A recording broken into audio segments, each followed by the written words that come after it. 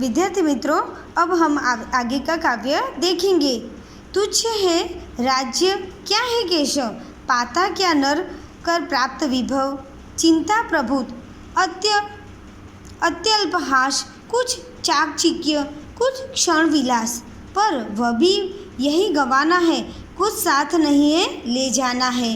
तो यहाँ पर कवि कहते हैं कि यहाँ कर्ण के बारे में कहते हुए कवि कहते हैं कि तुच्छ, तो तुच्छ का मतलब होता है कि क्षुद्र, निकृष्ट, क्षुद्र और निकृष्ट इसके समानार्थी। और केशव, केशव तो कृष्ण का नाम है।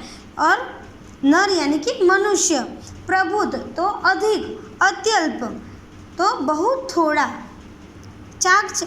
चाकचिक्य तो चकाचौंध, और गंवाना तो खोना।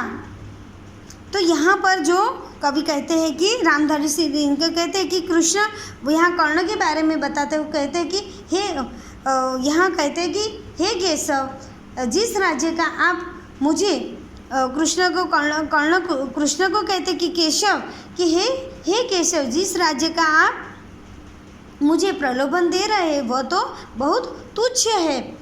वैभव पाकर मनुष्य को क्या मिलता है, वैभव पाकर उसे ढेर सारी चिंताएं और नाम मात्र की हंसी खुशी मिलती है।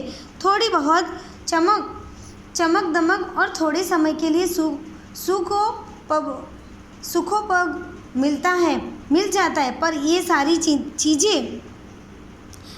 सारी चीज़ें तो हमें एक दिन गंवानी है, हमें ये सारी चीज़ें तो छोड़ देनी पड़ती है और खाली हाथ ही यहाँ से जाना पड़ता है।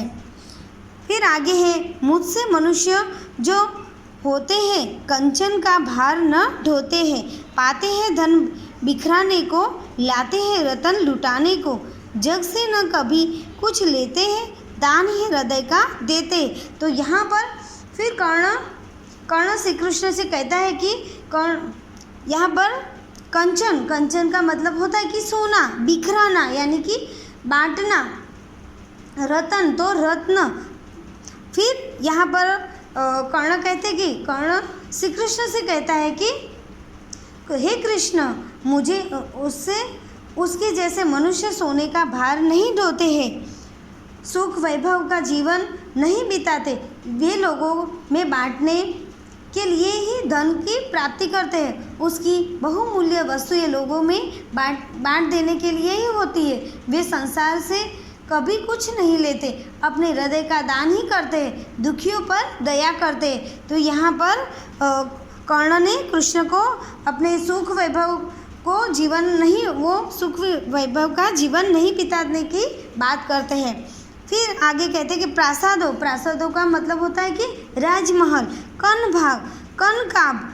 कनकाब तो सुनहले, शिखर तो चोटी, ऊंचा भाग होता है जो उसको शिखर कहते हैं हम। शैल यानी कि पर्वत, चट्टान, तो शैलो यानी कि सारे ज़्यादा पर्वत और चट्टाने, दरारों तो रेखा की तरह अवकाश। तो यहाँ पर कवि कहते हैं कि कर्ण के बारे में यहाँ देखा है तो वो कहते हैं कि मुझे सोने जैसी चमक दमक वाले राजमहलों की चोटियाँ कबूतर के ही घर बनती है। गरुड़ पक्षी कभी महल में नहीं होता, वह स्वर्णिम बिछाने पर नहीं सोता। वो कर्ण कहता है कि उसका निवास तो पहाड़ों से ही होता है और पहाड़ों की फटी दरारें ही उसका घर बनती है।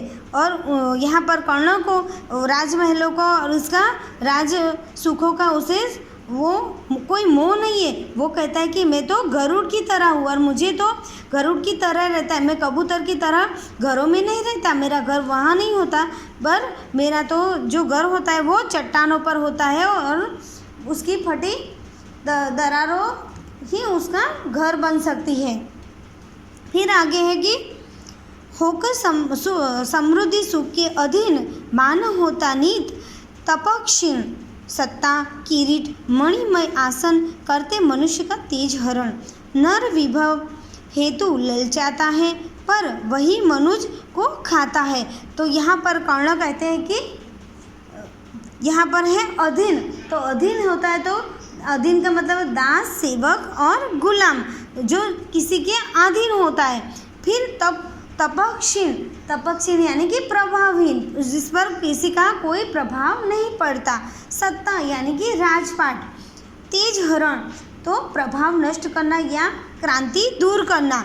तो यहाँ पर वो कर्ण कहते हैं कि धन दौलत के सुख का गुलाम बनकर मनुष्य अपना तप तेज खो देता है। राजपद मुकुट और मणियों से जड़े हुए सिंहासन मनुष्य के तेज को हर लेते, उसे प्रभावित बना देते हैं। मनुष्य धन संपत्ति पाने के लिए ललचाता है, पर यही धन संपत्ति उसे नष्ट कर देती है।